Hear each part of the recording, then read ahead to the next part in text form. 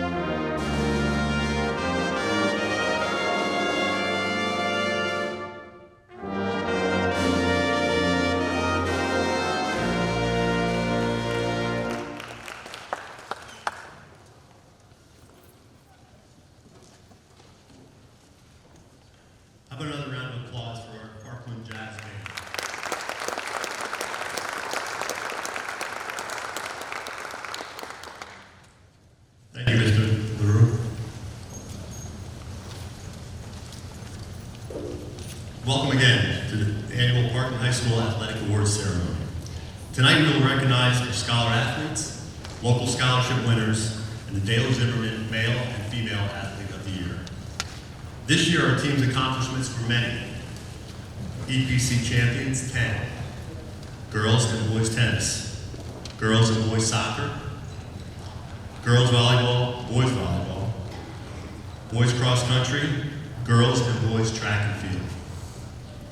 District 11 champions, including girls soccer, boys tennis, girls swimming, boys basketball, boys cross country, girls volleyball, and football. We have 3 teams still playing for a District 11 championship. Baseball and volleyball will play in the semifinals Sunday and Tuesday, and boys lacrosse will play tomorrow evening for the championship. At this time, please welcome our principal, Mr. Nick Davidson, to say a few words and introduce our scholar athletes.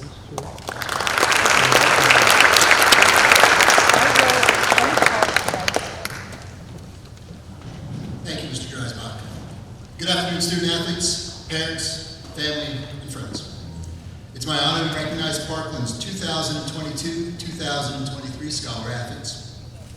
These student athletes have demonstrated incredible personal work ethic, discipline, and commitment, and serve as role models in our community. The Scholar Athlete Award winners are chosen from criteria which is 40% based on academics, 40% based on athletics, and 20% on community service. These student athletes are incredibly well-rounded and are the best representatives from the very competitive student athlete pool that Parkland has to offer. Students, when you hear your name, please come up on stage and please stay up on stage. Cross country boys, Liam McEwen.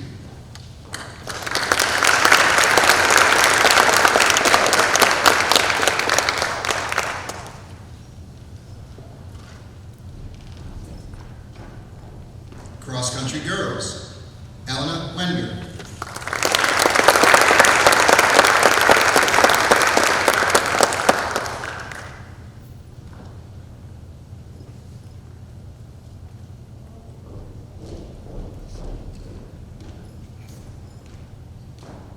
Field hockey, Hope Paddock.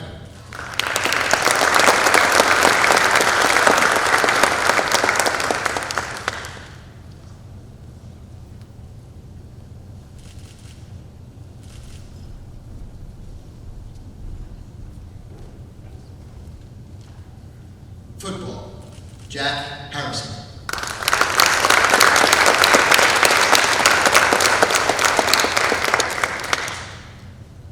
Golf, Sydney Sunstrom.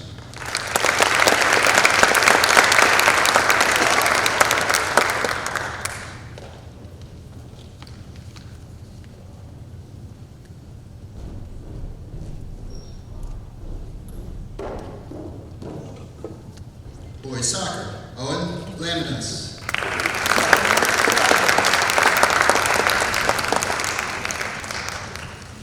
Girls soccer, Catherine Crampton.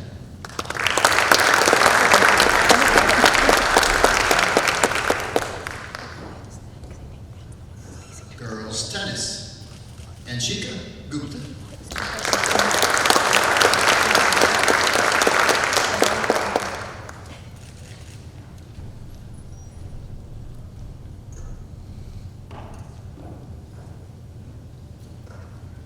Girls volleyball, Elena Purcell.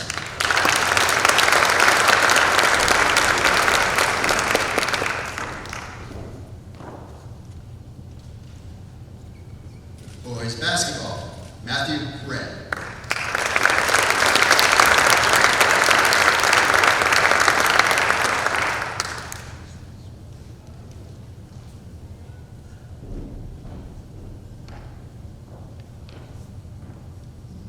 Girls basketball, Alexis Brader.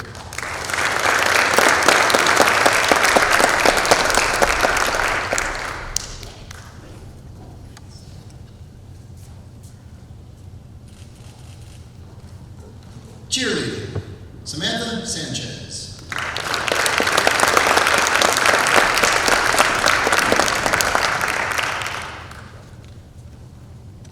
Boys swimming, Anshul Dadiapoli.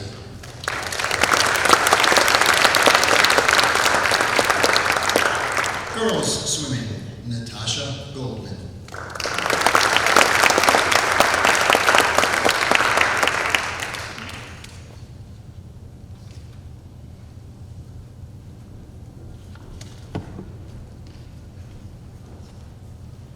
Wrestling, Adrian Gasick.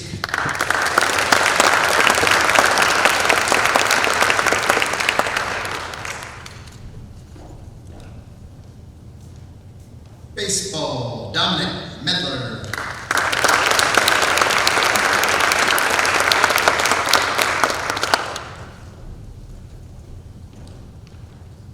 Boys lacrosse, Chase Cusco.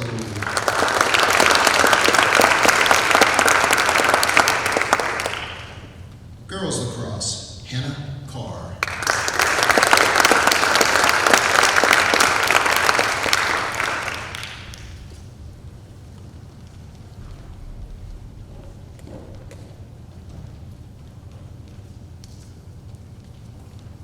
Softball, Corinne Bigley.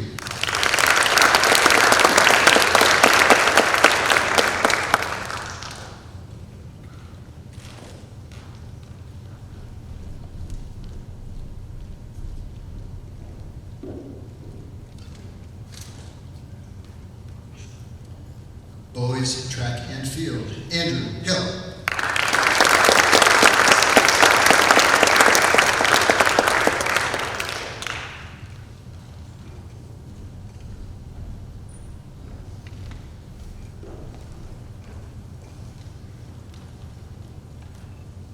Girls track and field, again, Catherine Crandon.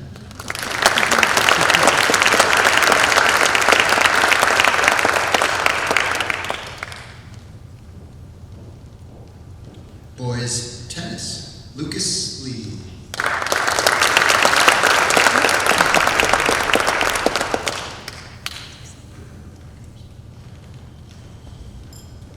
Boys volleyball, Isaac Uthaman.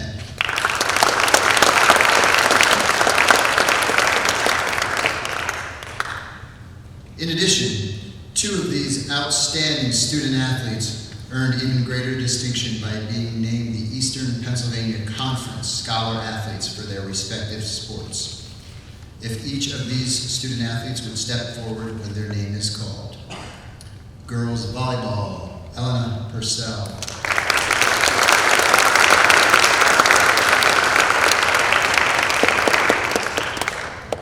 And boys tennis, Lucas Lee.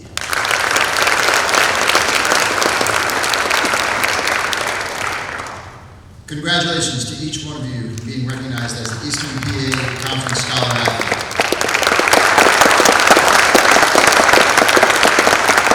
To all of our scholar athletes, thank you for your commitment to excellence in academics and athletics. You guys can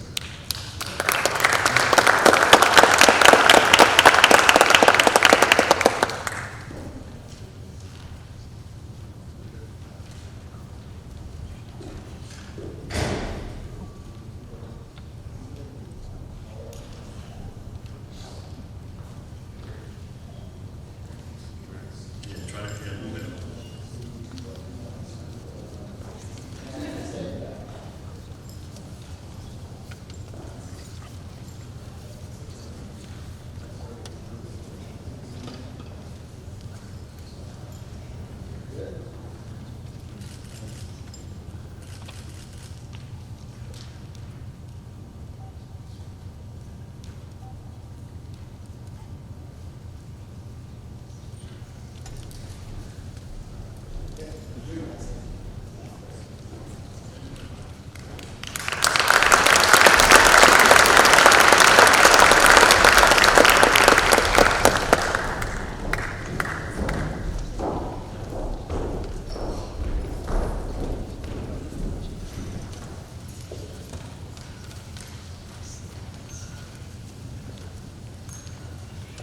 Our first scholarship that we will award tonight is the Trojan Alumni Scholarship, presented by Dennis Price.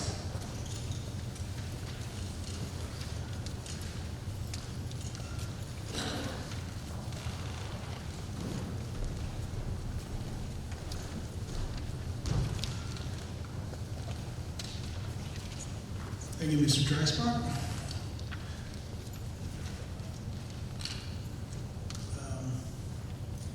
I just want to take a moment here to thank Mr. Roberts and the staff of the guidance department. Without their help, this would be a much more difficult task in selecting the recipients of these scholarships. Real quickly, a bit of a history and background of what the Trojan Alumni Varsity Club is. We are a club that supports the athletic programs of the Parkland School District. We were founded in 1951. We have been awarding scholastic scholarships since 1964. Our first scholarship, which was a singular scholarship, was in the amount of $300. Today, we will be awarding 3 scholarships, each in the amount of $2,500.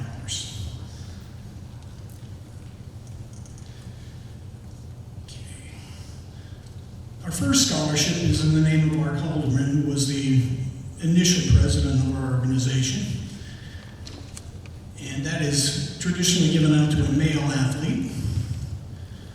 This year's recipient of the Art Haldeman Scholarship is Marcus Marif.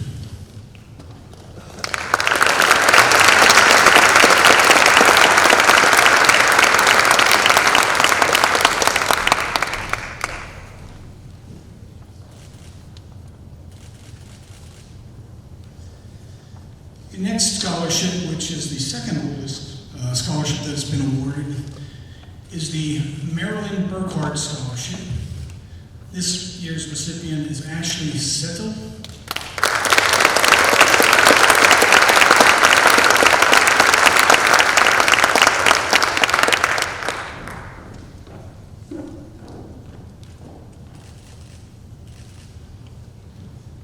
The third and actually newest scholarship that we award is in the name of Richard Dalton Shant Scholarship, Richard and Dalton Shant Scholarship, I'm sorry. And that this year's recipient is Ava Smith.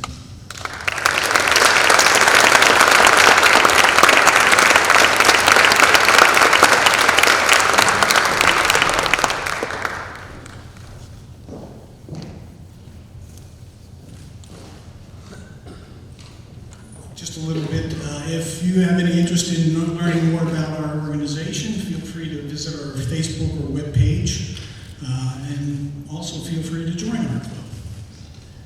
Congratulations to all of you seniors who will be graduating and the families who have supported them through their many years of education. Thank you.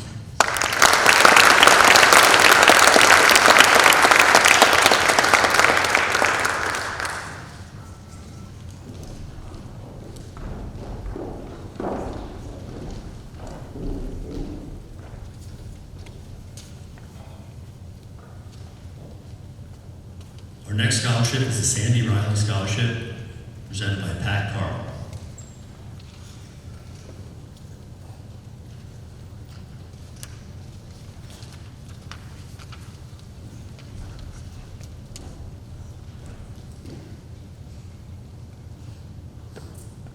Hello. Hi, my name is Pat Carl.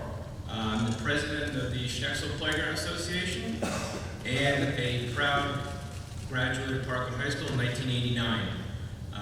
And I will say to all the athletes, don't ever forget that. That'll carry a lot of weight as you move on. It has with myself. So, SPA, or Sexual Playground Association, we offer to our young athletes baseball, basketball, softball, boys and girls lacrosse. And something we're very proud of and still just a thriving organization. But what I'm here to offer tonight are 3 scholarships to athletes. Sandy Riley, this is Sandy Riley Scholarship. So each year, Schnecksel Playground Association awards our high school students that have participated in SPA sports with a scholarship. The scholarship honors the memory of Sandy Riley, who was a volunteer well before my time of being there, but from what I understand, a very active person in our youth sports programs, our communities, and obviously our schools. Sandy is a former member, a board member of the Sexual Playground Association, and she exemplified the terms of volunteer and good sportsmanship. Was a dedicated sport to all youth sports. She coached in our basketball and soccer programs. She created, establishing both the annual Christmas Junior Basketball Tournament at Parkland and the Summer Basketball League at North Whitehall Township. The SBA board is privileged to honor these, to give out these awards. To be eligible for the awards, the student obviously must be a high school graduate, demonstrate solid academic standing and good standing in the community, and accept to a college, university, or trade school, and obviously must have played within our organization. To be considered we had 2 questions. How has your participation in youth sports influenced you, and what are your goals for the future? And so the 3, we got many applicants, if you will, but we, as a board, chose 3. So in no particular order, our first recipient of the scholarship will be Kelly Kearney.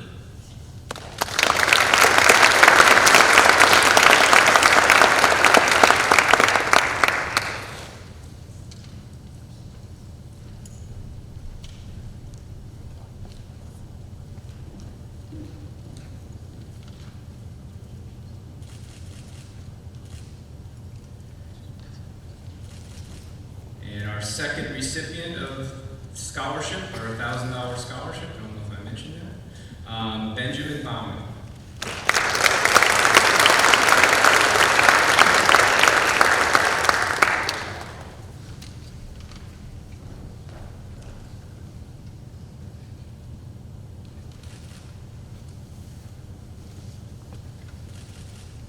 And our third scholarship, played for SPA basketball, and I forgot to mention lacrosse and basketball, I forgot to mention that, Carly Sachs.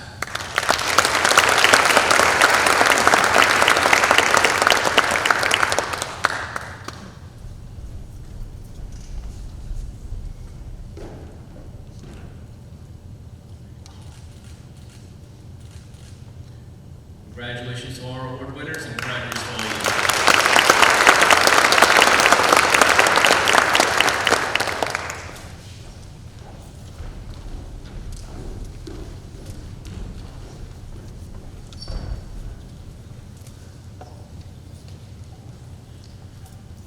Our next scholarship is the Patty Hefner Memorial Scholarship, presented by Chad Werkheiser.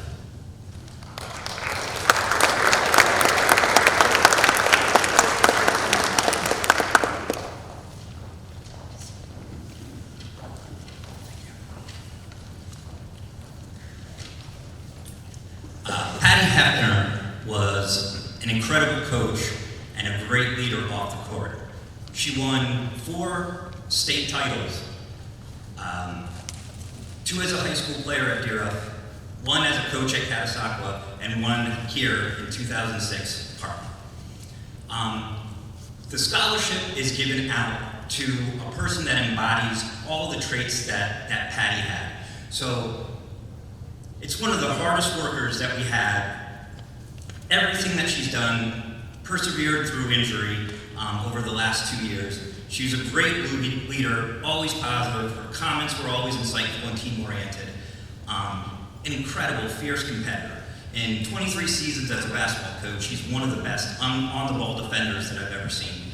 And I would describe her as a player that hates to lose more than she enjoys winning. All of these things embody the spirit of the Patty Hefner Scholarship Award. It's been my pleasure to see you grow as a person, as a player, since elementary school. Haley Smarko.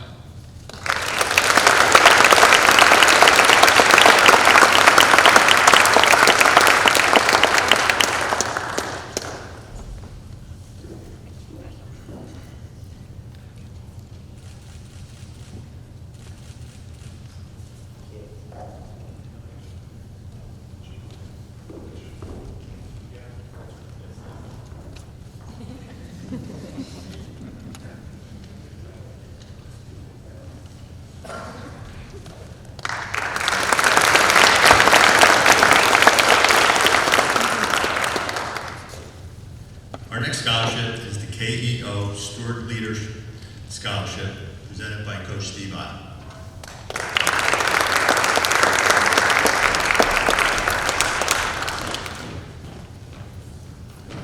Mr. Dreisbach forgot that there's another two teams competing at the PIAA State Championship Friday and Saturday. Oh, it's too early. I'm sorry. Okay. Thanks for having me here tonight. Last year I was sitting in the audience, and after the recent passing of my mother, and I heard and saw a lot of the scholarships, and I decided that I wanted to try to get the ball rolling to have a scholarship in her honor. And with the help of my wife and the support of my three siblings who are here today, Rob, Mike, and Jackie, we created the KEO Steward Leader Scholarship. So just a little quick background about my mom. She just had a warmth about her, and she was able to build other people up. And she was able to find good in people, sometimes when those people didn't even see the good in themselves. And she led a life in education. She started as a teacher at LCTI, and then she was a principal at Pottsgrove, and unfortunately also at that other school down Cedar Crest that we don't mention all the time. But then after UMass, she went on and she was a principal at Northampton, and she retired there after many years of service in their central office. But even though she didn't serve as an administrator at Parkland, she always bled red, and she loved Parkland. And my siblings and I, we grew up in Parkland, graduated from Parkland. My mom was active in the Rotary, and most recently, before she died, she was on the board of the Parkland Education Foundation. And she truly was the best person that I knew. And I wanted to get a scholarship going, so what we created was the KEO Steward Leader Scholarship. So the criteria that we used to select this winner was that the person focuses on team as a whole, not just self-interest, commits to empathy and encourages across the team for all members, considers the short term but steadily works towards and building a stronger team and aiming for better results in the long term, has a contagious attitude that builds others up, encourages teammates to improve and move forward, acts with the interest of growing the team's mission and core values, which our team motto that I kind of coined is to be fast, and each letter stands for different things to encourage the students to build, the student athletes to build and encourage. And lastly, delivers results. And this is the first year, so I selected a cross-country athlete, and next year we plan on opening up to cross-country and track and field. This recipient is going to be awarded a $500 scholarship, and I hope to continue to build that and look at to continue to build the scholarship. And if Brady, you want to come on up?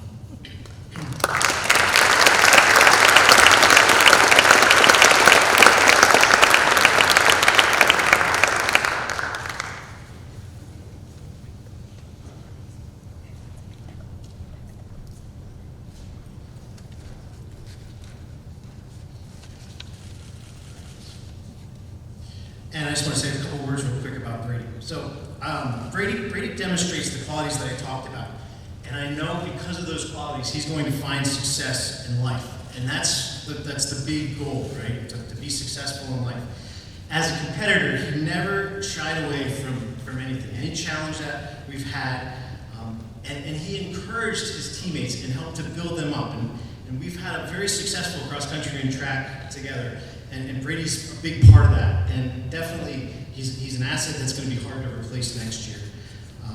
But I'm lucky to have coached him for 4 years, and I'm proud of you, Brady, and go out there and do great things in this world. Okay?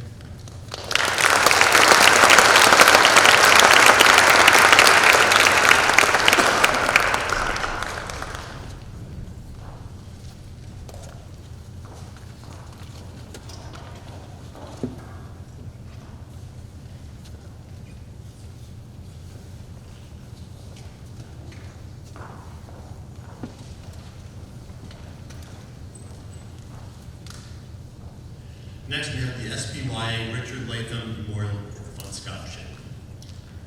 Richard E. Latham, Sr., was a 1963 graduate of Parkland High School and was serving as Parkland High School's junior varsity coach at the time of his passing in 1987. Richard had been a coach with the South Parkland Youth Association for 12 years and touched the lives of many baseball and soccer players during that time. The South Parkland Youth Association has established the Richard E. Latham Sr. Memorial Fund to keep the spirit of an excellent coach alive and in some small way carry on his desire to help young people to aspire to be the best they can be. This year, the Memorial Fund will be awarding 6 $1,000 scholarships to 3 female and 3 male athletes who will be continuing their education at an institution of higher learning in the fall of 2023. This year's recipients are Carly Sachs,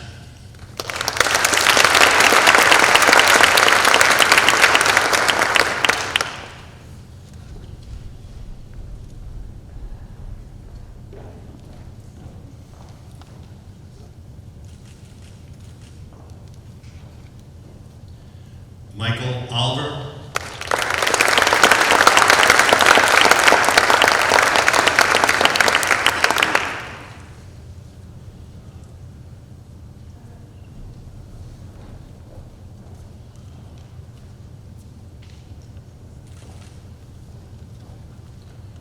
Haley Samarco,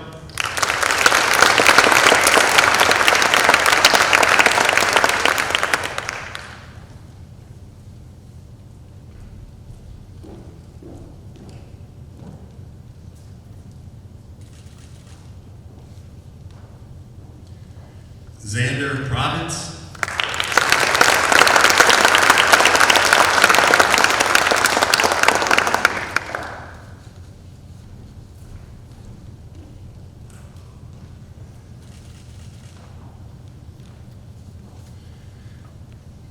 Naima Salou,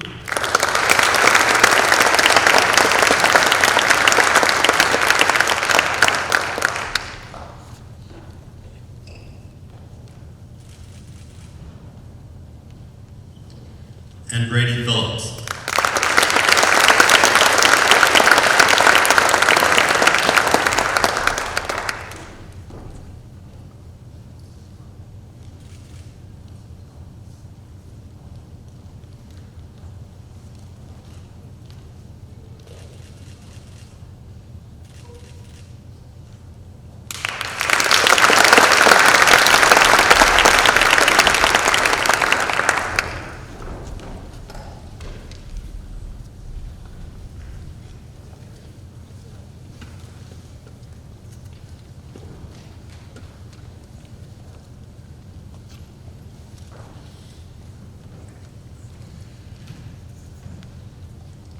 Our final award this evening goes to the Dale Zimmerman Outstanding Athlete of the Year.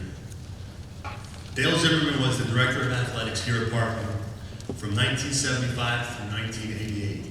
Unfortunately, he passed away in 1988, leaving a wife and 2 young sons. His oldest son, Jason, followed in Dale's footsteps as the current athletic director at Northwestern Lehigh School District. He normally presents this award in honor of his late father. Unfortunately, Jason is unable to attend this evening.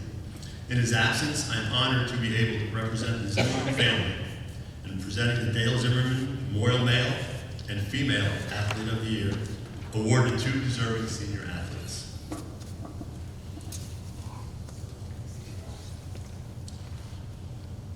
First, the Female Athlete of the Year. She was a 3-sport athlete in soccer, basketball, and track.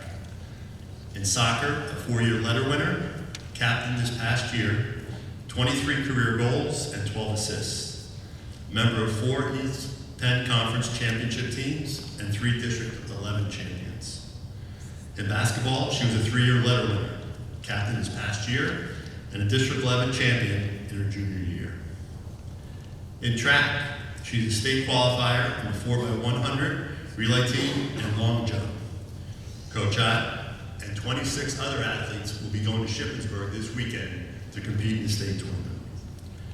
She was also the EPC champion in the 4x100 relay, and last week was the District 11 champion in the long jump and the 4x100 relay team. She was also a member of 3 straight EPC championship teams. This year's Dale Zimmerman Female Athlete of the Year goes to Haley Samarco.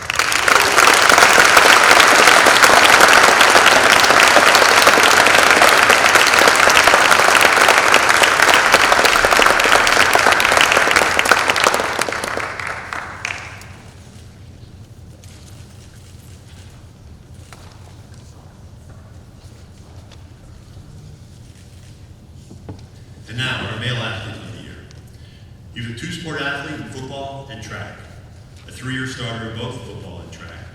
In track, this year, a state qualifier in the 4x100 relay team. Same as Haley, they were going to Shippensburg this weekend to compete in the state tournament. This year, the EPC and District 11 champion in the 4x100 relay team. A member of 3 straight East Penn Conference championship teams. In football, second team East Penn Conference cornerback, a 3-year starter, a captain this year, East Penn Conference champion his junior year, and District 11 champions this past fall. This year's Dale Zimmerman Male Athlete of the Year goes to Nakai Bullock.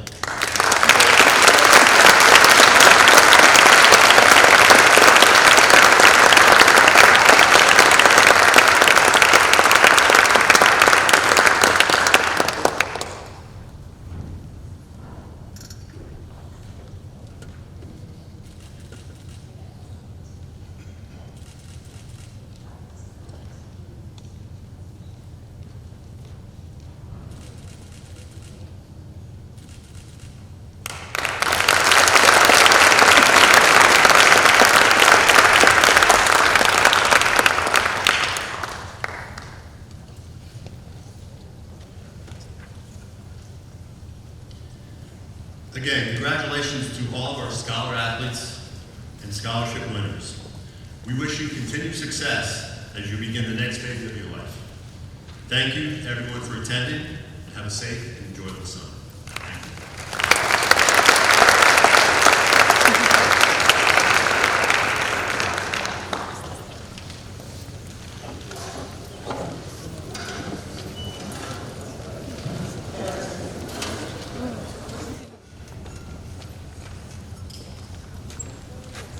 Welcome everyone to the Parkland Hall of Fame induction ceremony. This evening we will induct the class of 2023. The list of inductees includes 7 athletes who attained All-State or All-American status, 3 alumni athletes, and 1 service award. At this time, I would like to introduce our Superintendent of Schools, Dr. Mark Mattson, to say a few words on behalf of the Parkland School District. Dr. Mattson.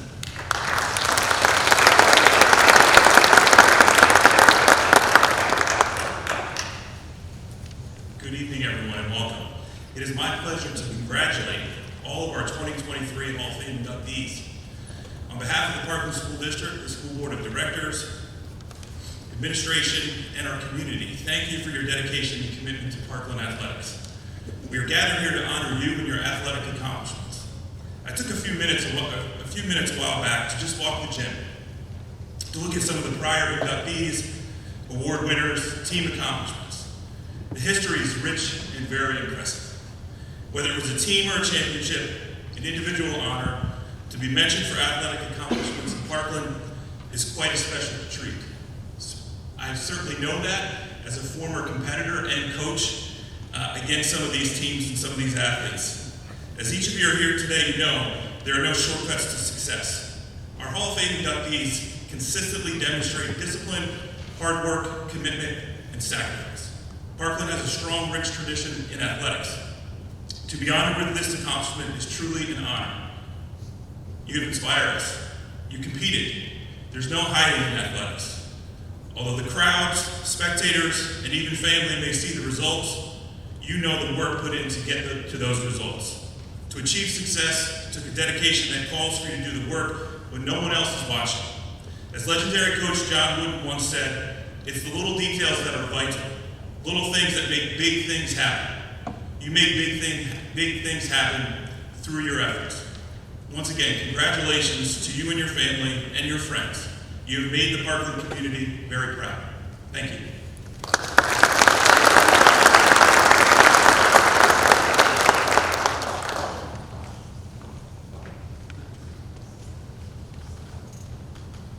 Thank you, Dr. Mattson. Now I would like to introduce the presenter of our Hall of Fame inductee, and will the inductee come up, okay, as their name is called. First, Scott Trumbauer.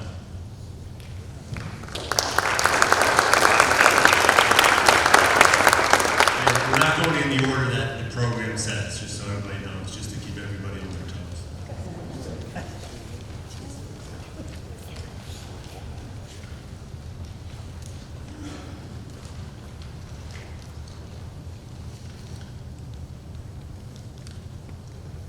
So it's my sincere honor to speak on behalf of Matthew Bauer, the son of Mark and Tammy Bauer, and the brother of Nick. As you look at Hall of Fame inductee, you quickly see what makes an individual special and stand out among their peers. Whether it's the statistics, individual records, or championships won, those on the outside can see what makes that athlete stand out. That is no different when it comes to Matt Bauer. As a two-sport athlete, his athletic abilities on the basketball court and the volleyball court are unparalleled. Before speaking on his volleyball career, I want to share a quick quote that I received about Matt from his basketball coach at Parkland, Mr. Andy Stevens.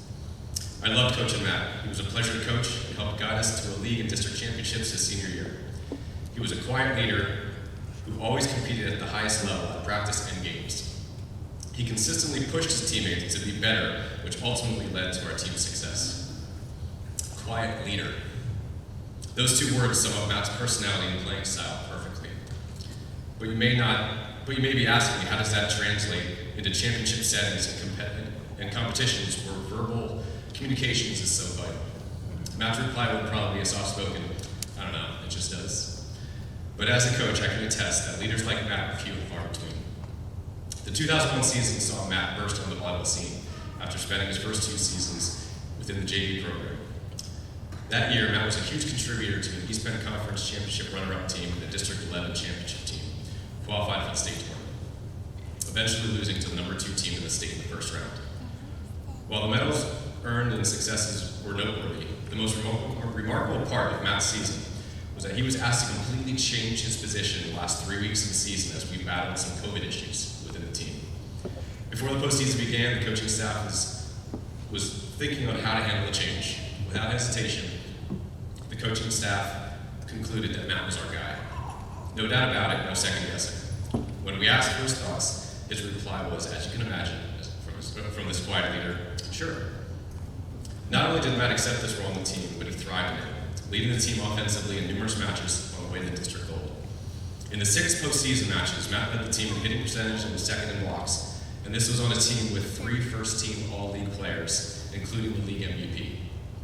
Matt trusted his teammates and himself and did what we needed to do to win. When the 2022 season arrived, the coaching staff and I felt something very special was brewing.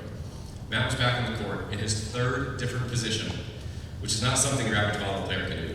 Not only did Matt do it, but he did it well. Like first team All-EPC and All-State well.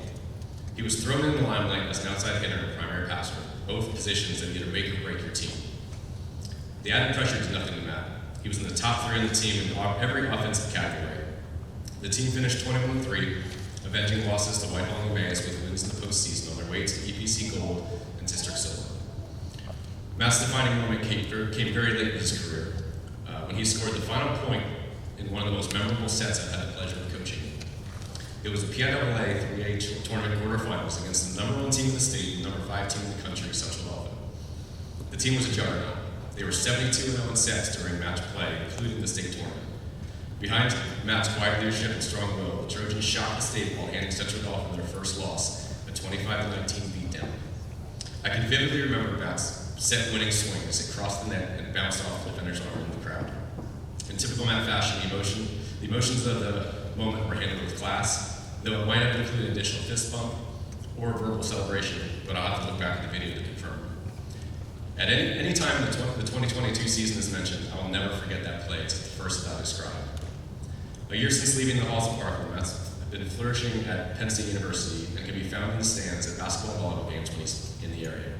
Matt embodied everything a coach and administrator wants in someone representing their team and school district during the years wearing the red, gray, and white.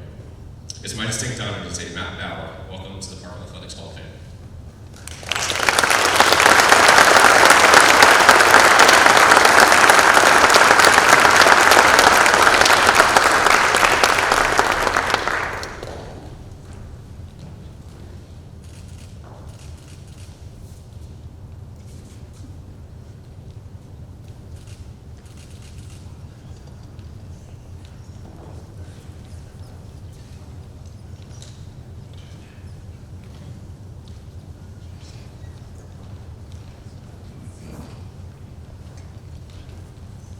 Congratulations.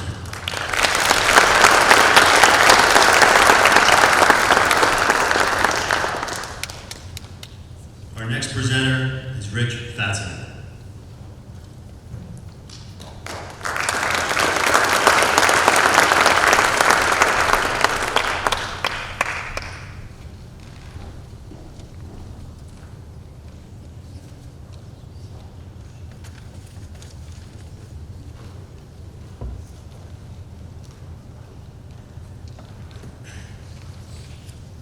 I have good news and I have bad news. The bad news is my speech is 5 pages long. The good news, it's in a really, really big print.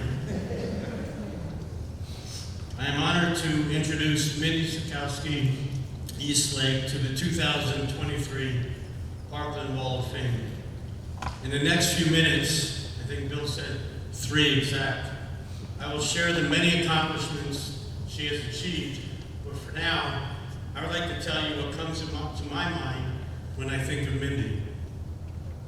Mindy was on the 1992 girls basketball team, which happened to be my last year as the girls coach.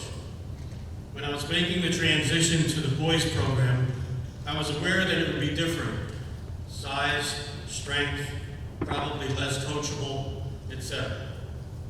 When I took over the boys program, the things I mentioned were true.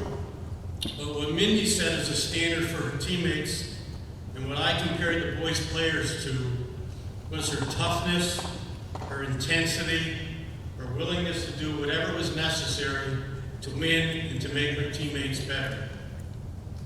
I have had the good fortune to coach other Wall of Fame inductees, and Mindy stood shoulder to shoulder with every one of them. She was a winner, like Adam Lane and Eddie Olson, who have recently been inducted. On a lighter note, I believe every coach learns from their players. When I was thinking of what Mindy taught me, it was how to deal with players who get a lot of technical fouls. I would like to take the next minute to just list a few of Mindy's accomplishments when she was here at Parkland, as well as the many successes she has had since her Parkland days. Mindy was from the class of 1992, the daughter of Peter and Sheila Sikowski. Her brother Lee Sikowski is here in the class of 1990.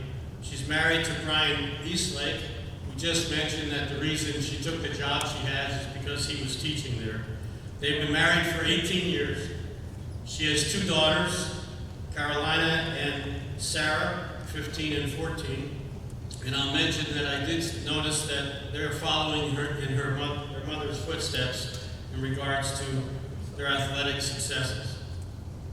Her career at Parkland, she was a 3-year varsity player. She was in 10th grade honorable mention East Penn. 11th grade, she was East Penn All-Star first team. She was on the all-tournament team at Quakertown. In 12th grade, she was part of a team that was 22-5. She was the team captain. She was an 1,000-point scorer. And she was also, again, Quakertown all-tournament team. She was the East Penn MVP, and she was Pennsylvania first team All-State. In addition, she played volleyball for 3 years. In 12th grade, the team was 18-2. She was the co-captain.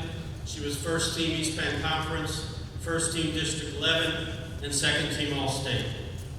Other sports she played in high school, she played softball, track and field, and soccer.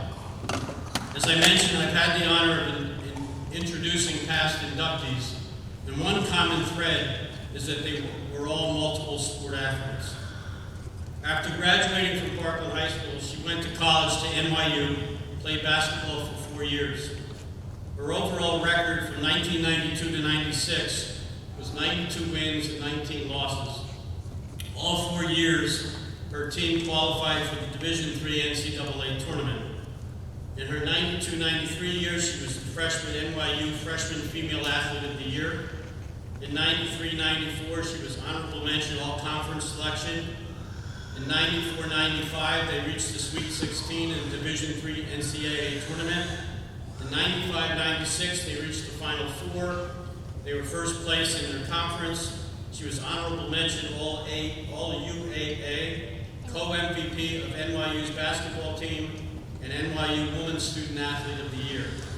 She graduated from NYU in June 1996. with a bachelor's degree in psychology with a minor in computer applications.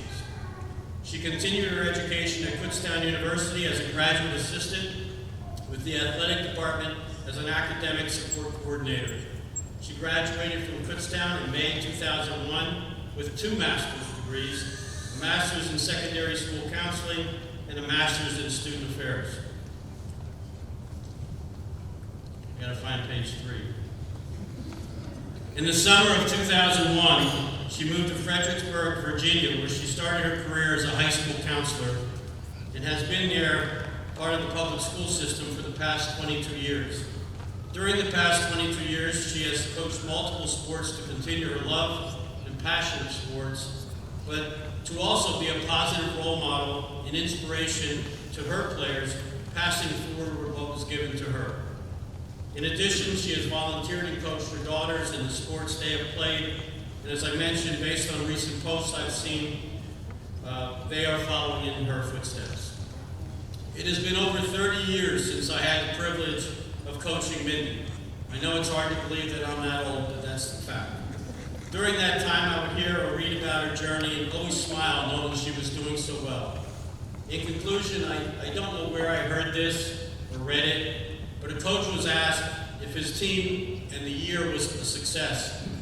His response was, "Ask me in 10 years when I see the kind of people they have become." Well, it's been 30 years, and I would like to announce that the 1992 Parkland girls basketball team was a great success because of the kind of people Mindy and her teammates have grown to be. She has represented and made Parkland proud. Mindy, please come up, and I guess you're going to take a picture with me.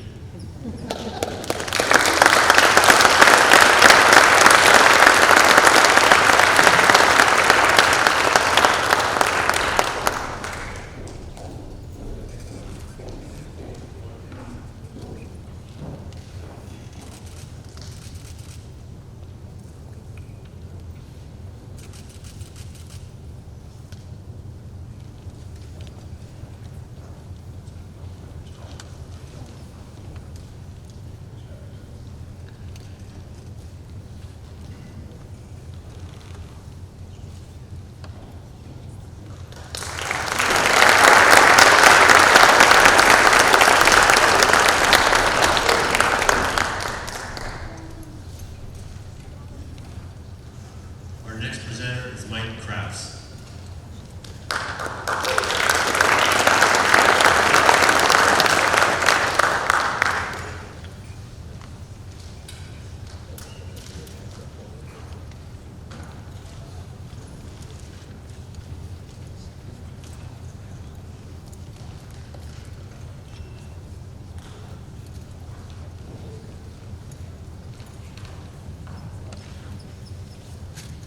Good evening.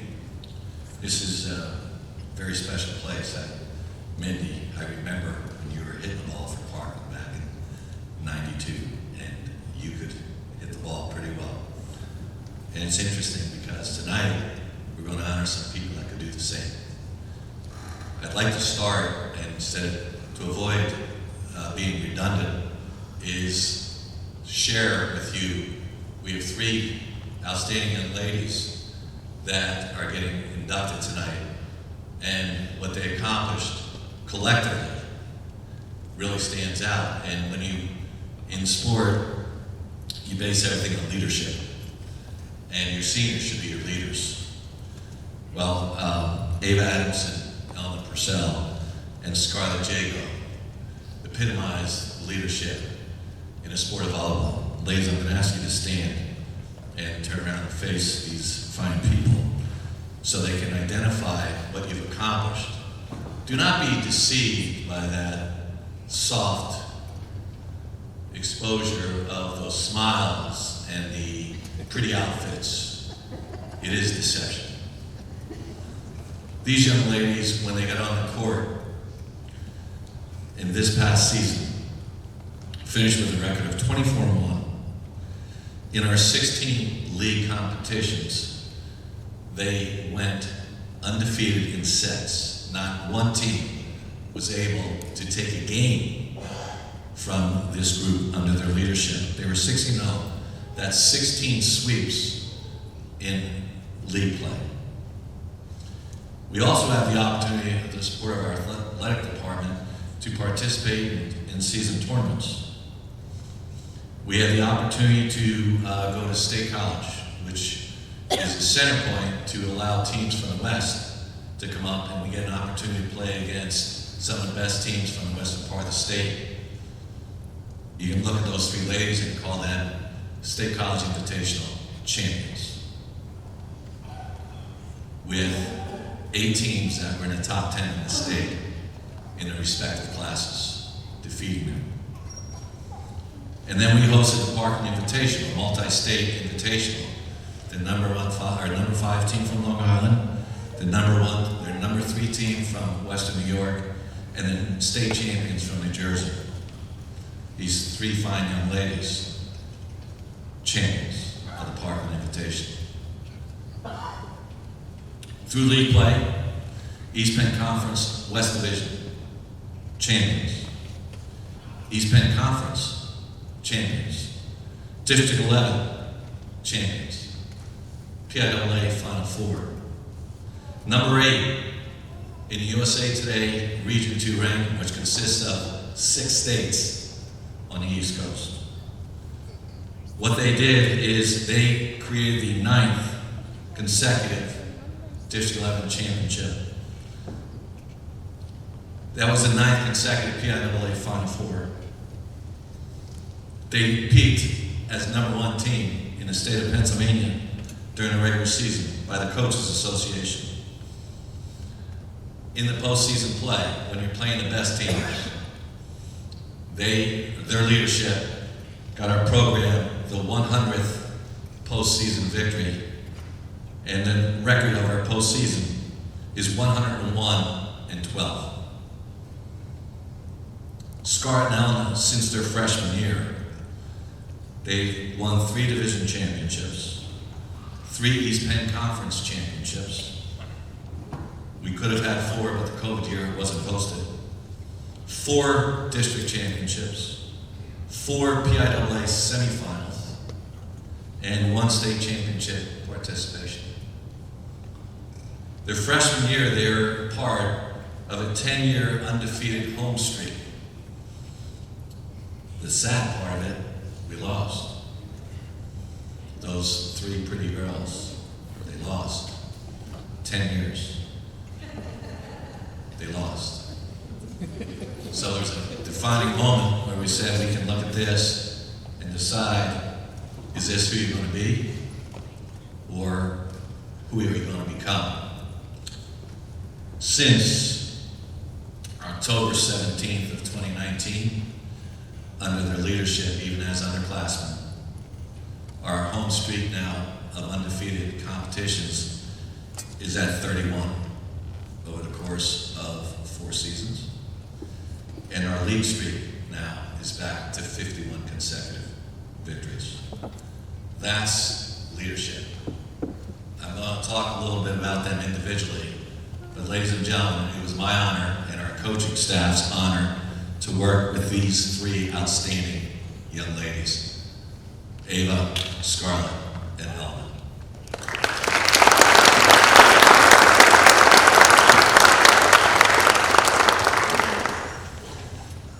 Rich, unlike you, I only have 4 pages.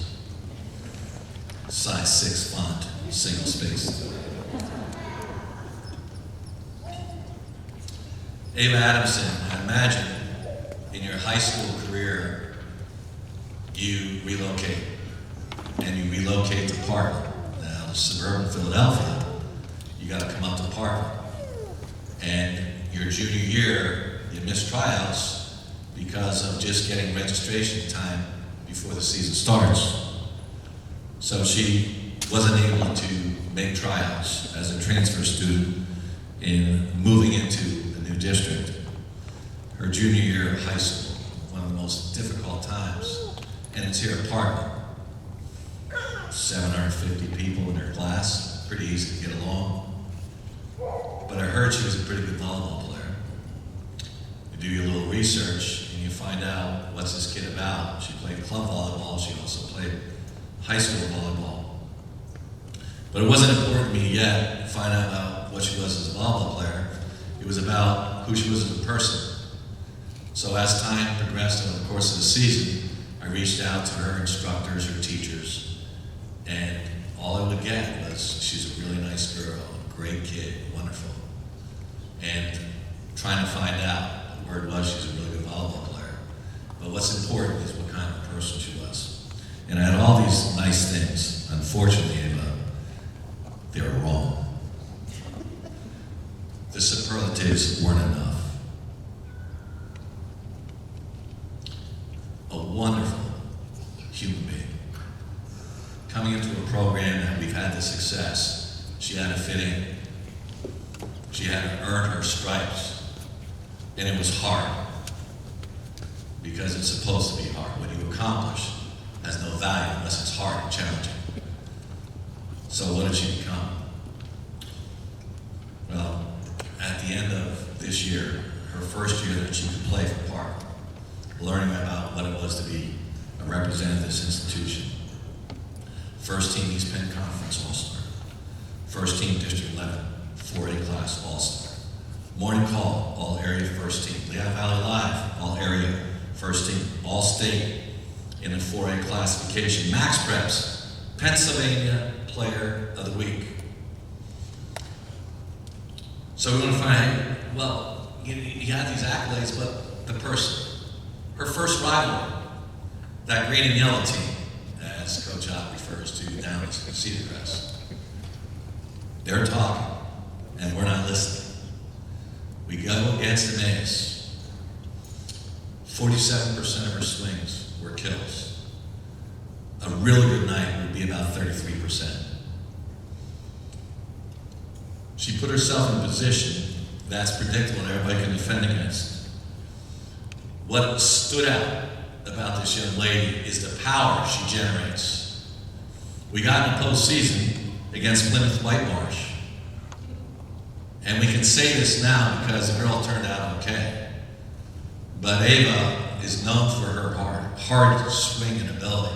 She's recognized, she was feared across the state. She was feared in practice. I feared putting people in practice against her. I no longer have to purchase tubs to go to practice. This girl was knocked out of the game.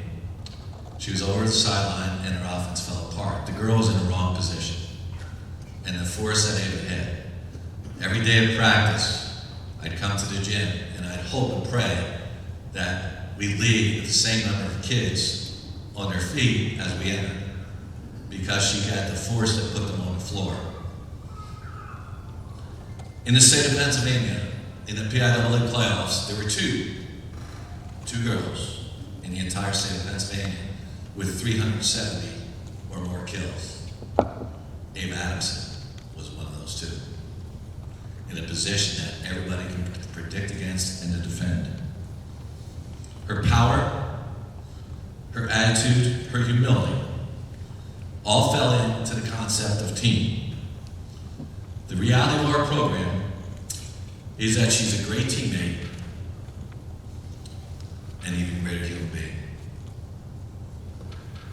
Parkland is you, and you are Parkland. Ava had a 3.6 that opened the door for her to continue her studies, majoring in physical therapy at the University of Alabama. When I talk to her, I hopefully understand that she talks at the same speed that she does now. The proud daughter of Jessica and Anthony, I am honored to welcome Ava Adamson to the Parkland High School Hall of Fame class of 2023.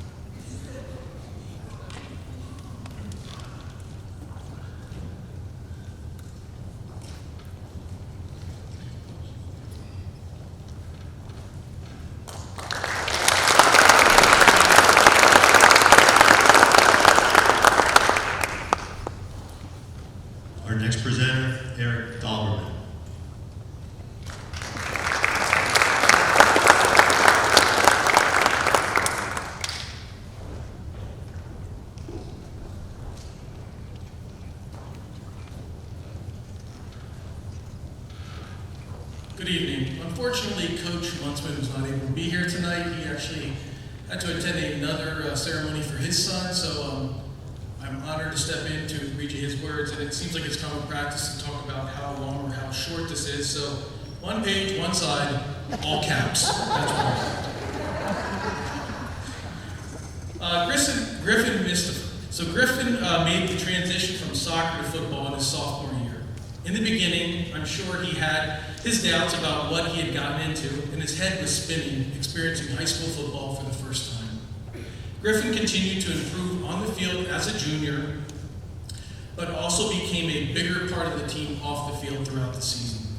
Griffin was extremely coachable, and by his senior year, he had developed the attitude that he could be successful in any clutch situation he was put in.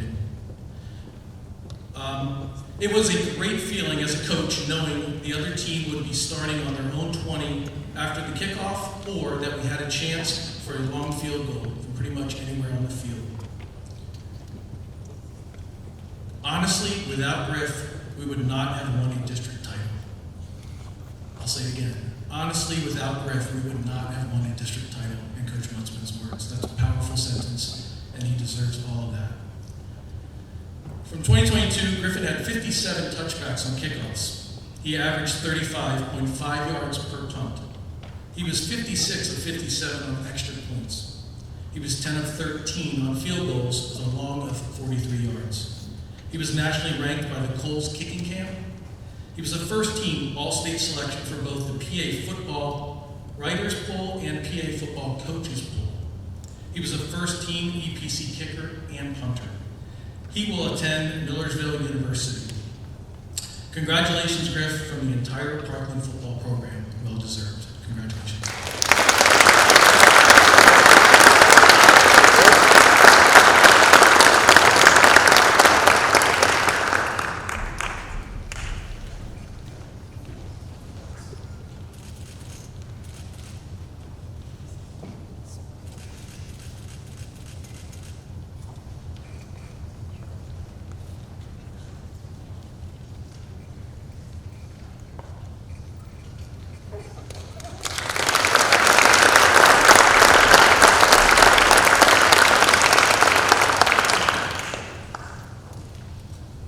Next, Mike Krause.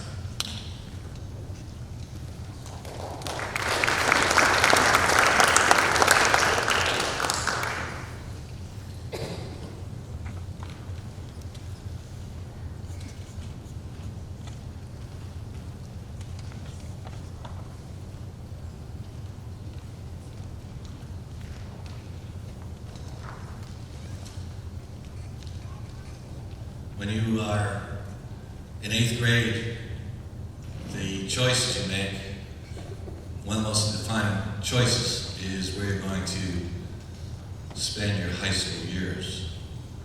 Ellen Purcell had choices, and she chose to come to Parkland High School. She did attend St. Thomas More, and you would think St. Thomas More, the natural progression, is the other school. But she chose us, and she came in as a 5'10" freshman. And our first match of the year was at the other school. And I talked to her, and what'd you play at St. Thomas More? She had some background in playing volleyball. Coach, I'm a setter. You're a 5'10" setter? Well, it just so happens we have other places for you. And something happened in our workout that we needed someone on the right side. So what we did is, want to learn about the 5'10" kid, you're starting against Downtown Central Catholic. And you're going to play against all your buddies that you went to grade school with. Expressions really tell you a story. And hers wasn't good. She played, and if you talk about anxiety, Mindy in the profession of psychology, she might be able at the highest level, beyond therapy, anxiety. But we had to do it, and it did not go well in her eyes. anticipated that it would. But what stood out is no excuses. None. She got back in the gym and got back to work. Since her freshman year, she worked really hard. She listened to her coaches. She worked real hard in practice, outside of practice, and she collected it this year. The benefits that she gained and the acknowledgement of her hard efforts. She was named All-State for the second consecutive year. She was a District 11 4A Most Valuable Player. She was a 1921 District 11 First Teamer. East Penn Conference First Team for the second consecutive year. Lehigh Valley Live All-Area Team, East Penn Conference Volleyball Scholar Athlete.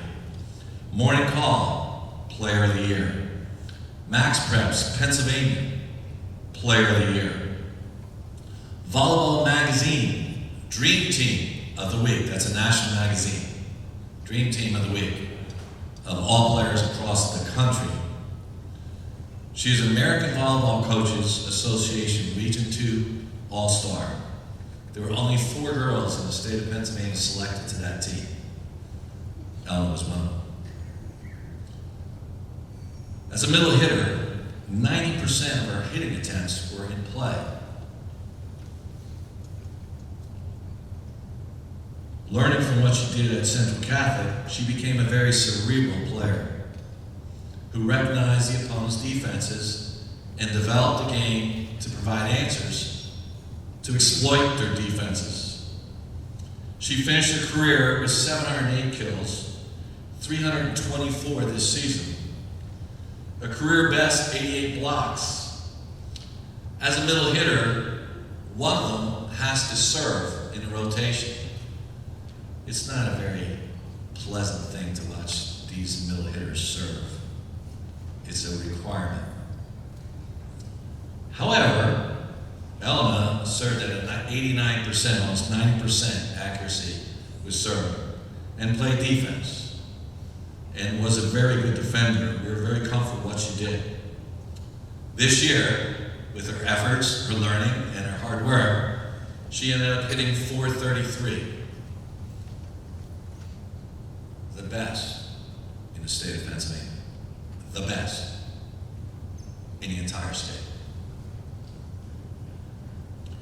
When she was younger, she did a lot of dancing, ballet, spent a lot of time on her toes. And it really helped her. And not reasons that you'd think, because it definitely helped her ability to jump. There's 2 situations that stand out. Last year in the state semifinals, we were playing against Bishop Shanahan, and a girl from the other team came underneath the net while Elna was vertical. She landed on her foot, and I was in a direct line of seeing that from where I stood as a coach. The right side of her ankle touched the floor. She got pulled for the game. Our outstanding trainers did their thing. She re-entered the game, finished the match. We got to the state finals. When you talk about the heart of a competitor, to do what's best for your team and your teammates, you've got a role to fulfill, and they're counting on you to do so. In the state championship, with a sprained ankle, she had 21 kills and hit .444 against a 6'2" blocker that was one of the best blockers in the state of Pennsylvania.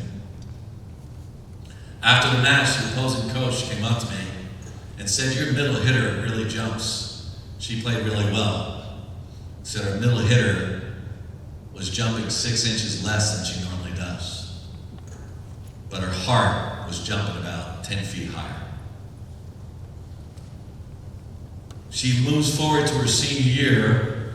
We're in a position to compete for a league title. We were fortunate enough to get that. We played in the district title against Liberty. Liberty was undefeated all season. We matched up with them, two of the best hitters in the state of Pennsylvania. Girl comes underneath the net. I was told that some words slipped out of my mouth, that it wasn't accurate what they think I said, but I saw her go down again. And in volleyball, only one team advances to the state tournament. And Ellen went down again. There's Josh, working his magic. She comes over. We were down 19-12 in the second set. 19-12. We won the set. Ellen came back in, we won the set. We won the third set. And we had the opportunity to play to the state semifinals. When you look at athletes, adversity, leadership, you have role models. Ellen Purcell is that role model. The daughter of Irmgard and Brennan Purcell, brothers Dominic and Benedict, Ellen's 4.3 grade point average enabled her to continue her studies at the University of Maryland, majoring in cell biology and genetics with a minor in German studies. Ladies and gentlemen, it is my honor to welcome Ellen Purcell to the Parkland High School Hall of Fame class of 2023.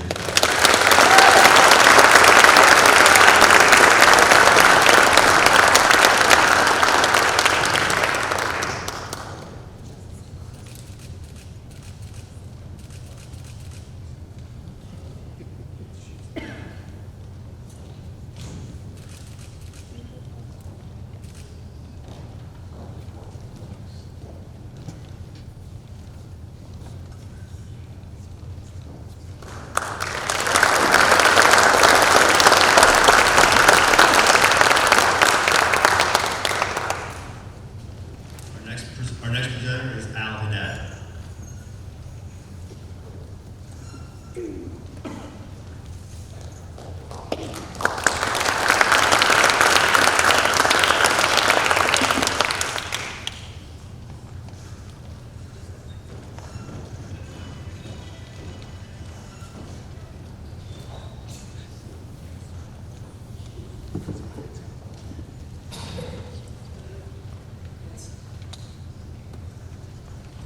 Mr. Dreisbach said I'm going to tell the Eagles story. I was at the Lincoln Financial Center today for an appointment, and then they said, "Did you ever go on a tour?" And so we ended up going on a tour of the facility, and they took us out of the locker room into the tunnel that the Eagles come out. And the guy touched a button on the wall, and AC/DC starts playing, the lights start to blare and flash, and you walk out the tunnel onto the field, and I'll tell you, you get pumped. It was pretty cool. But traffic was crazy, so I apologize for my attire. But I'd like to first say congratulations to all the other Hall of Fame recipients this evening. When you have players like the caliber we have here tonight, coaching is simply made easier. We are very honored to introduce to you tonight our 11th Hall of Fame recipient from girls soccer in our 34-year history, Catherine Crampton, senior central defender and captain. Kat is one of those players that comes along that demonstrates absolutely everything a coach could wish for. A fierce competitor, extremely hard worker, knowledgeable of the game and its different situations, versatile both in her play and positionally, academic, community involved, passionate, and what most young female athletes don't possess, a subtle chip on her shoulder. That if you try to knock it off, you saw a different player erupt that literally took over a game. Academically, Kat carried the highest GPA on the team, was our EPC Scholar Athlete, and she was chosen the Lehigh Valley Soccer Scholar Athlete over 47 other schools' players. Her involvement within her community was always done with the same energy and commitment she demonstrated on the field and in the classroom. Yet here you also got to see the compassionate side of Kat, as she worked with children that were less fortunate than her. Seeing how moved she was along with her 3 other captains this fall when they presented a specialized wheelchair to a special needs student in Allentown School District showed me that compassion in a group of young ladies, and it was a very memorable moment.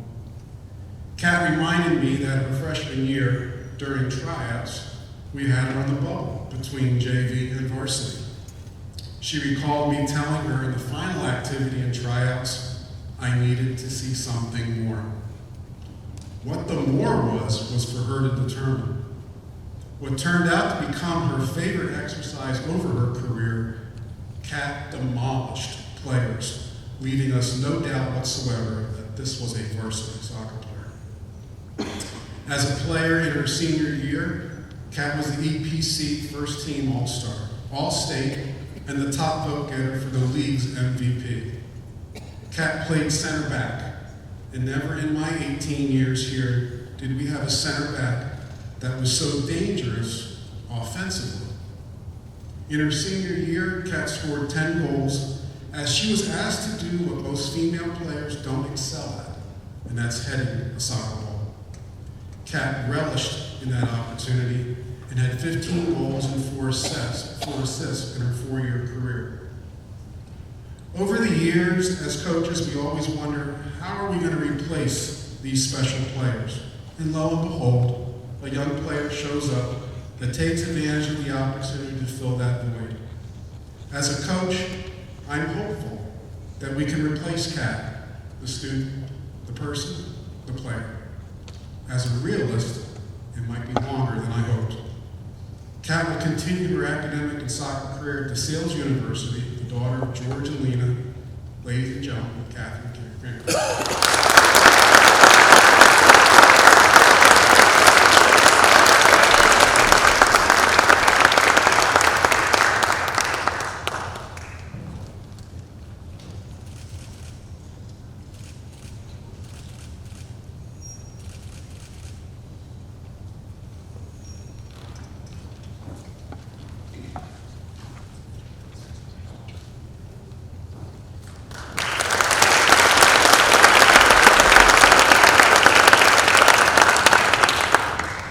Our next presenter is Rich Snizak.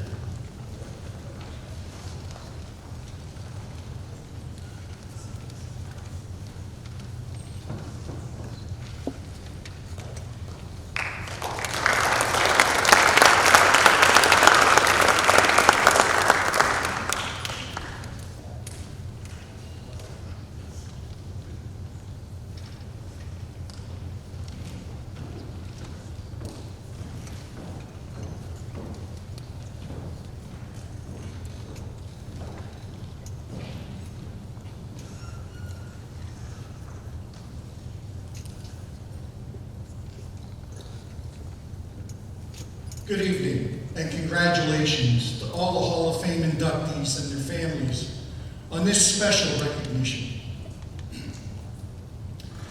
I am honored to speak on behalf of Bob Steckel regarding his induction in the Parkland Athletic Hall of Fame, class of 2023, as he's been justly recognized for his dedicated service to the student athletes of our district.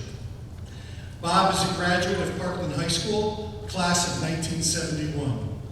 He then earned a Bachelor of Arts degree from Lafayette College in 1976 and a master's degree from Kutztown University in 1993. His professional career as an educator commenced with 20 years from 1976 to 1996, working in the Allentown School District as a history teacher at both Durif and Allen.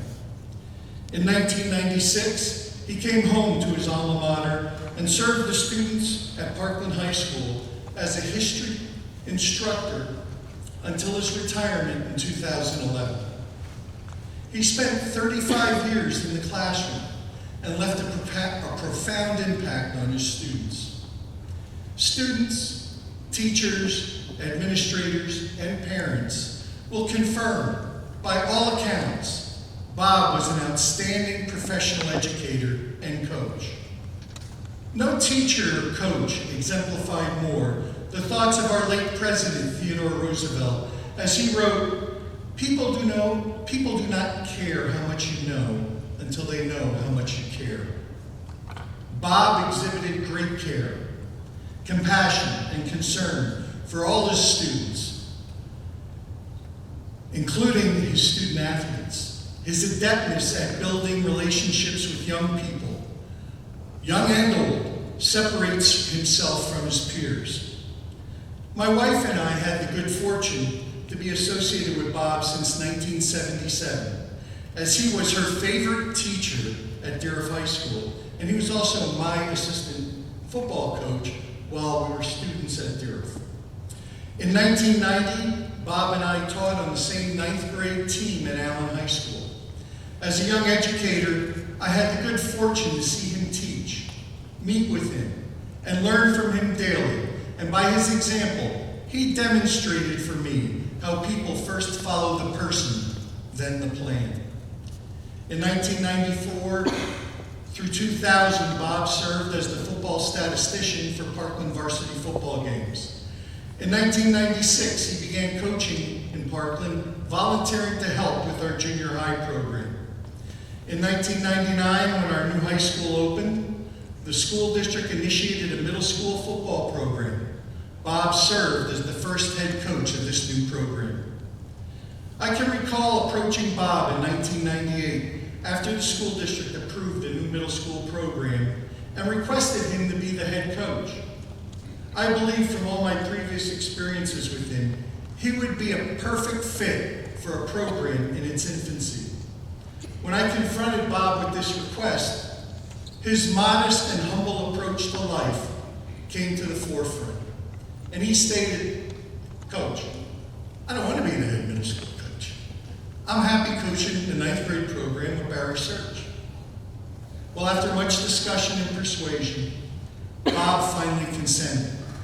His decision led to a mutually beneficial result for students and the Parkland football program. His tenure as head middle school football coach was from 1999 through 2016.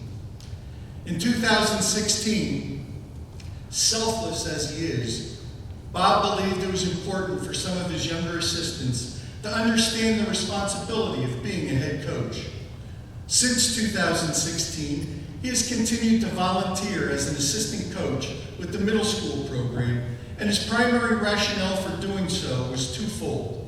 One, to provide support for his younger coaches, and two, his strong desire to continue to impact students. Well, Bob, 24 years and counting. It's a great run for a guy who did not want to be a head middle school football coach. The students of Parkland are extremely fortunate you changed your mind.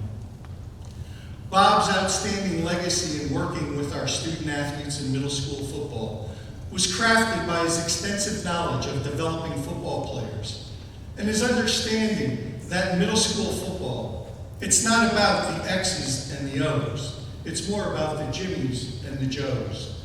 Bob understood that teaching our players how to block and tackle was far more important than winning or losing. That shared, Bob's teams were quite successful on the scoreboard as well. His success in developing youngsters at the middle school level has greatly contributed to the overall success of the Parkland football program. These same attributes that made Bob an outstanding teacher also made him an outstanding football coach. He is revered by his players, fellow coaches, and colleagues for his empathy, knowledge, and the genuineness that he portrays in his everyday life. Personally, I have benefited tremendously as a person from my association with Bob Steckel for the past 46 years. I know many others that would attest to the same. Congratulations to Bob's wife, Donna, and his family and friends that have gathered here today to celebrate this most deserving recognition. Bob Steckel, in my humble opinion, is the gold standard for professional educators and coaches as it relates to building relationships with students. It is my distinct pleasure to welcome Robert Steckel to the Parkland Athletic Hall of Fame class of 2023 for his service and dedication to the student athletes of the Parkland School District. Congratulations on this most deserving recognition.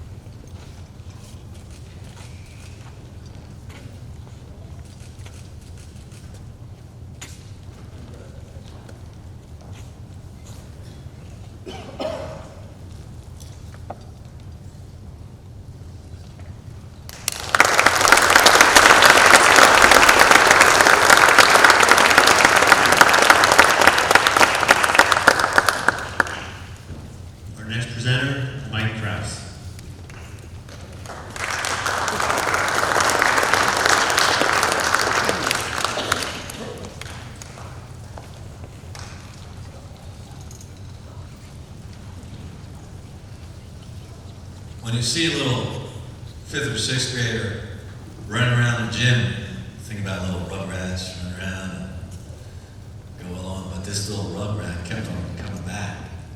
And what she was doing is, she was actually trying to help. You don't see 5th and 6th graders, first of all, you see them in the classroom, their focus is non-existent. But this one, she was something special. She would come to, and she was really trying to help. And she got involved in helping our team on a postseason journey. And we got to the state championship. And afterwards, we gave her a medal for helping. I said, Coach, I'm going to get my own one day. You just love the passion, the optimism, the enthusiasm. I want to get my own one day. Well, Scarlett Jago, she did pretty well. All these accomplishments will start first team East Penn Conference, 2 seasons. First team District 11, 2 seasons. Morning Call, all area first team. Lehigh Valley Live, all area team. All state, 2 seasons. American Volleyball Coaches Association, Region 2, all-star. As you said, with Elma. Her and Elma are the 2 of the only 4 people in the state of Pennsylvania recognized to this team. Scarlett loved the game, and she loved preparing for the game. Scarlett was a very skilled outdoor sand player, and she loved playing doubles. However, when she got to 6th player, the rules were a little different in responsibilities. See, Scarlett, with her enthusiasm, that 6th grade energy, thought every ball was hers. Now she comes in as a freshman, and we have some pretty good players around her. She kept on running into going for the game, for the ball. And the rugrat part came back.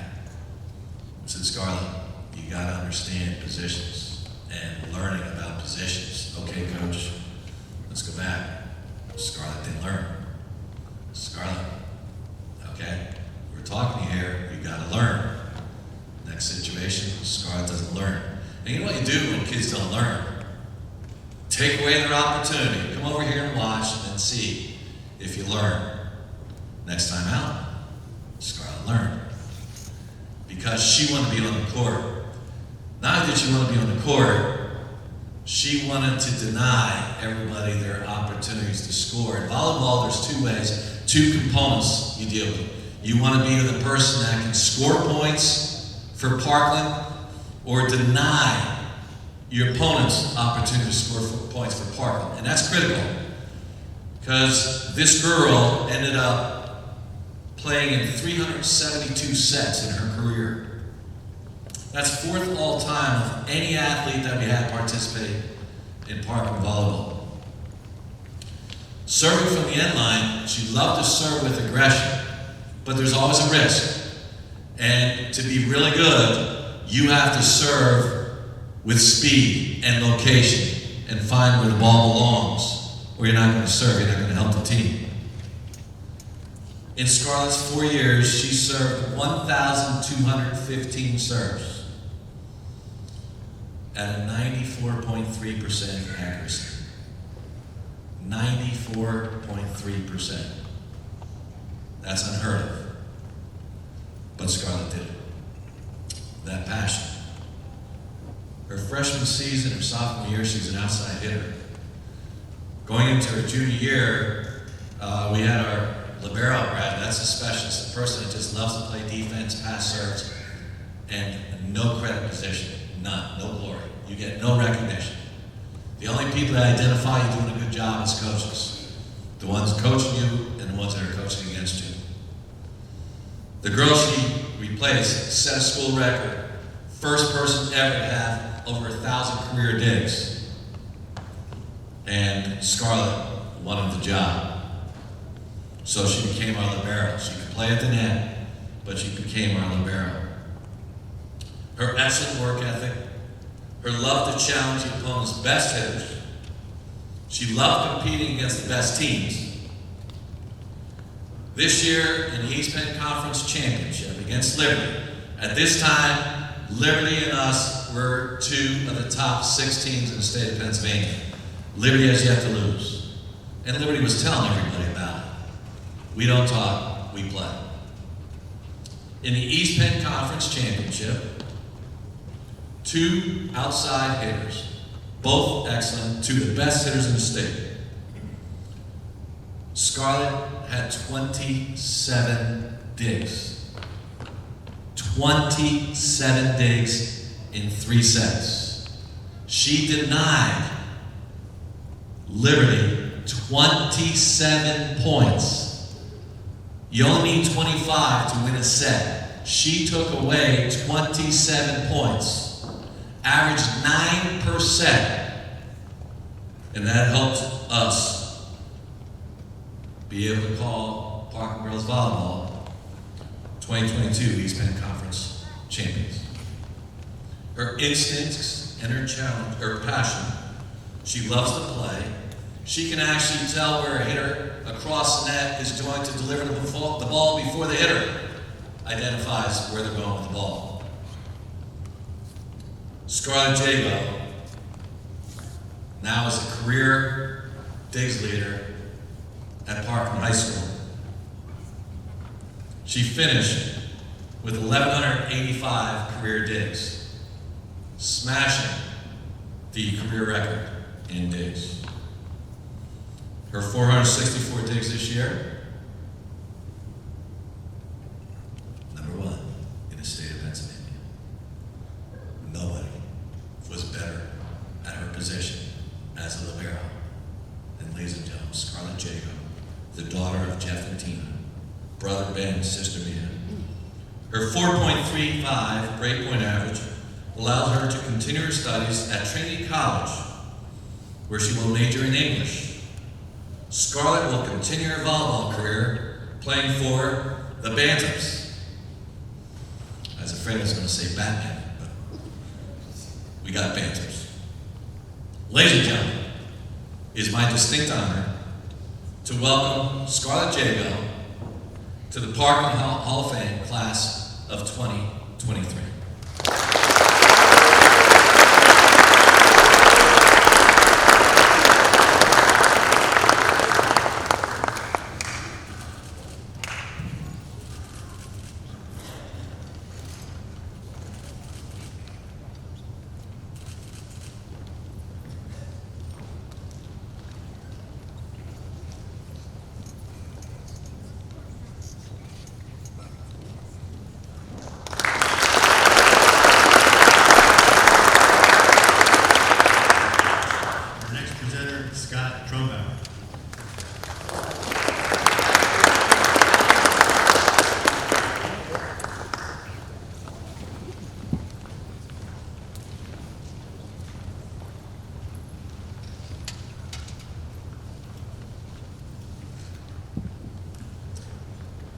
It's my honor to speak on behalf of the next inductee for Throwdown.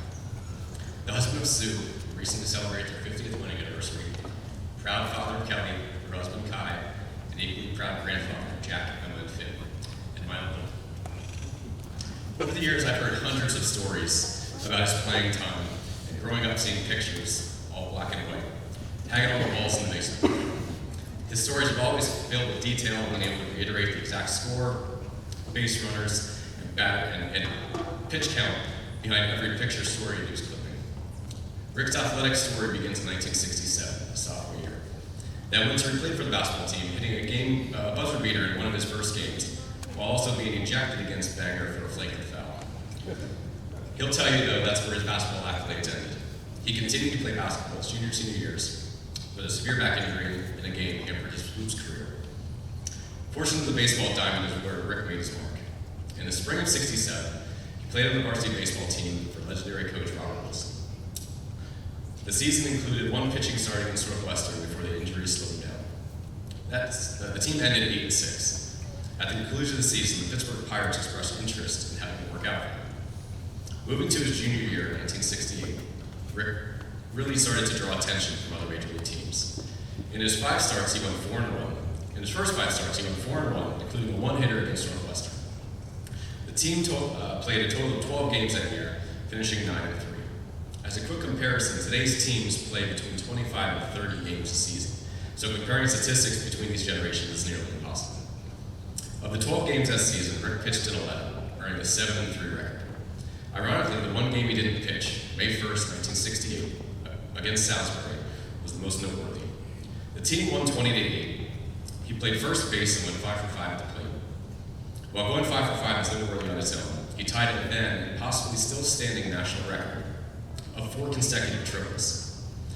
Around May 1st every year, the morning call prints on this date events in the sports section, and this achievement continues to be listed. It's impossible for me to forget this date too because it's my mom's birthday. At the conclusion of the season, the Cincinnati Reds entered the picture. During the summers, he continued to work out in leagues, including some time in Johnstown, Pennsylvania at the legendary Point Stadium. One particular night, Rick and his team played in front of 8,000 people, including a handful of Major League scouts. Unfortunately, the majority of the people in attendance were there for the free car raffle that was being done at the 7th inning, not to see Rick pitch. After the game, the scouts asked him to come back at night and do a 40-yard dash. Having played multiple games, his time didn't impress many scouts, but the Milwaukee Brewers showed their interest more than the other teams. During his senior year at Parkland in 1969, the team went 6-6, and injuries continued to hamper his play, but the interest from Major League teams continued to pour in. Upon graduating, Rick continued to play during the summer and work out at Muhlenberg College for teams including the Yankees, Tigers, and Brewers again. That summer, the Yankees scout approached Rick about his excitement for Rick's upcoming senior year because they had him on their list of draft prospects. The problem was he had already graduated. He was 17 years old. He was just too young. Because of his age, he was not eligible for the Major League draft, so he had to return to the area where he returned to Parkland School District painting and cutting grass as well as other random jobs, waiting for his chance. That chance finally came in 1971 when the Tigers and Brewers made offers. After evaluating the offers, he eventually signed with the Brewers' single-A team, the New York Co-Pilots. The team played in the New York, Pennsylvania League. There he played with a future Gold Glover and 12-year Major League veteran, 6'2" Lescano. While we think of playing minor league baseball as being glamorous, players made $125 a week, ate dinner at bowling alleys, and occasionally would bowl a few rounds so they could sneak out with their shoes. Even after his minor league playing career was over, Rick continued to be involved with baseball between coaching teams and playing as his body allowed. While I was doing this research for tonight, I heard the story of a unique game Rick played in the spring of 1989, the Parkland alumni game. Rick, now 37 years old, returned to the Parkland field for a matchup against his nephew Kurt, a Kurt senior. Kurt and his team saw firsthand that this old man on the mound had a little gas in his tank, as Rick and the alumni walked away with a 4-2 win. While I don't have statistics from the game, I assure you that I'll have that information later tonight. Beyond his playing years at Parkland, his passion for Parkland athletics has always remained. He's been a member of the Parkland Trojan Varsity Alumni Club since 2008 after retiring from work. He serves as the vice president of the club. He has been instrumental in the creation and maintenance of the athletics memorial brick structure located outside the athletics wing of the high school. You'll see him in the stands specifically at baseball, football, basketball, and volleyball games. And if you ever have a fundraiser at a local restaurant, I guarantee he's hungry. For your many years of athletic achievement, unwavering and usually vocal support, and for promoting what Parkland Pride is meant to be, welcome to the Parkland Athletics Hall of Fame, Rick Dramatic.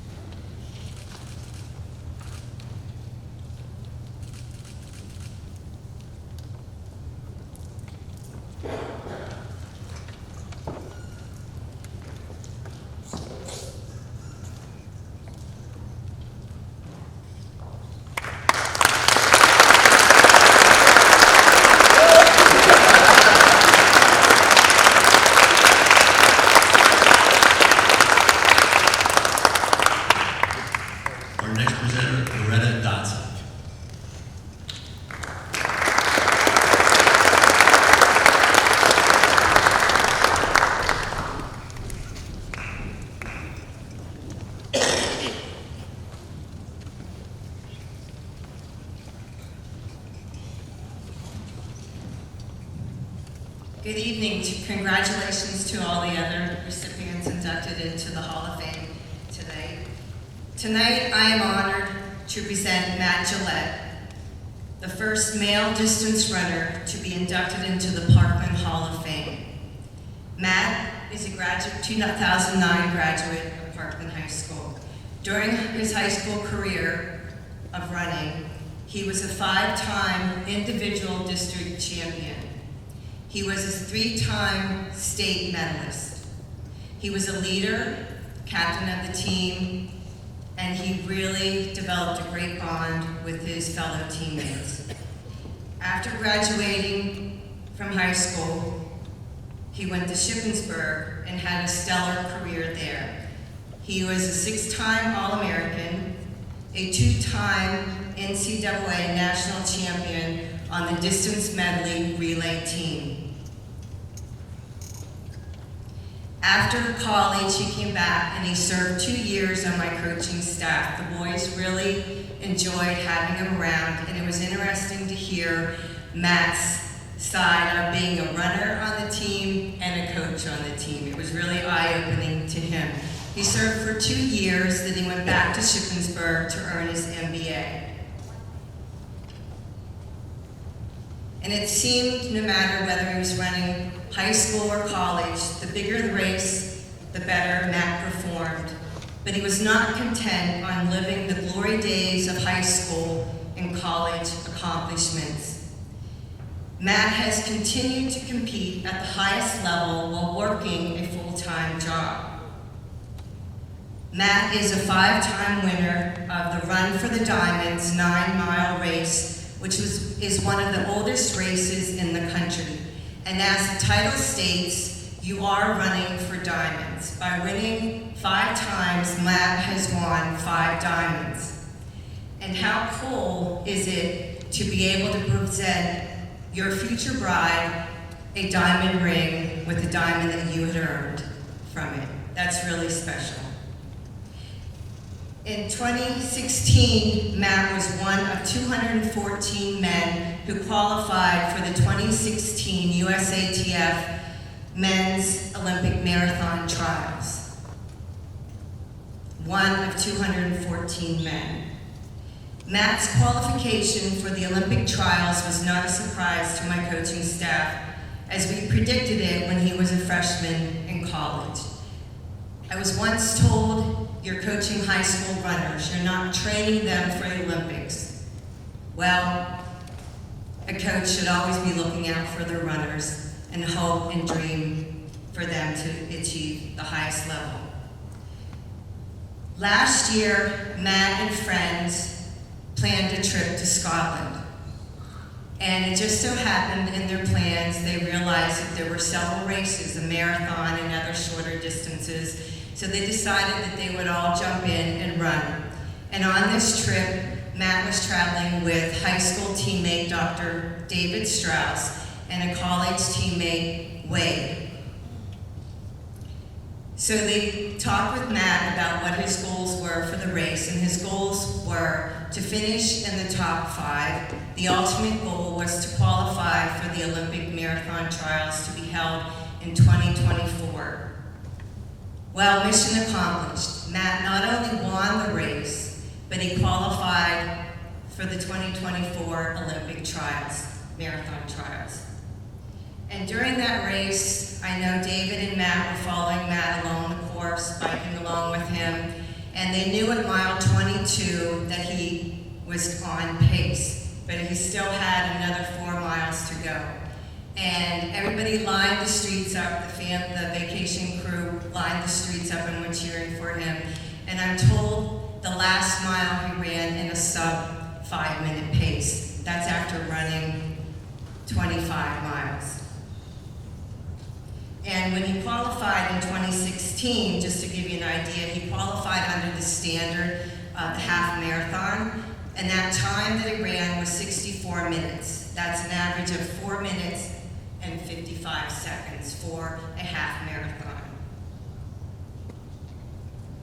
Matt's continued success in running has been with the support of family, friends, and teammates.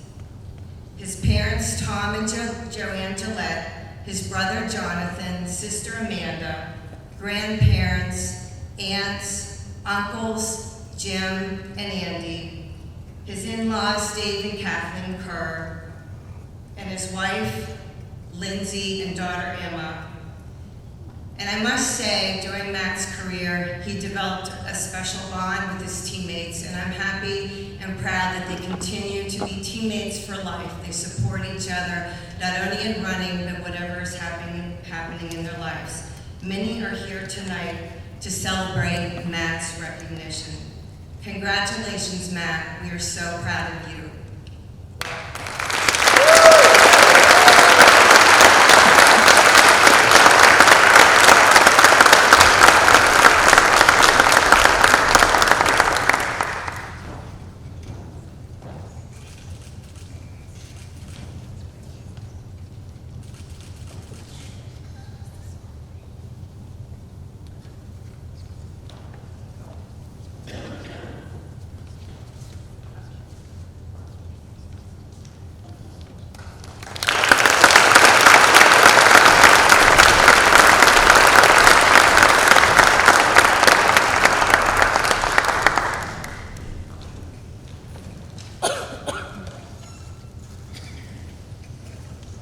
Okay, give me one more round of applause for all of our Hall of Fame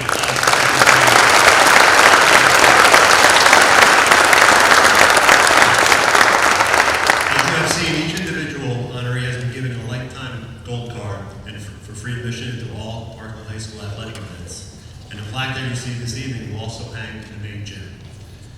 One last thing before I leave, I would like to thank Gina Mahalik. Gina? Not only for your help in this ceremony and all the other ceremonies, but for getting me through the last 5 years. Thank you very much, Gina.